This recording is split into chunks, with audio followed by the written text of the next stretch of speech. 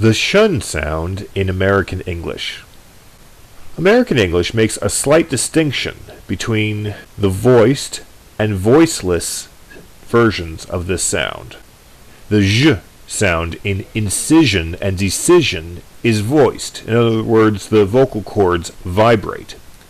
And the sh sound in omission and transmission is voiceless. In other words, no vibration of the vocal cords.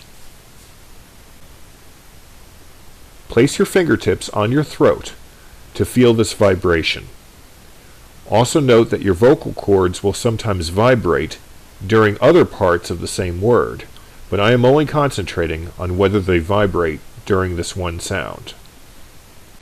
Here are some words with my own local accent. The following words use the voiced zh sound. Concision, occasion, incision, decision, invasion, infusion, allusion, conclusion, confusion, profusion, vision, fusion. The following words use the voiceless sh sound.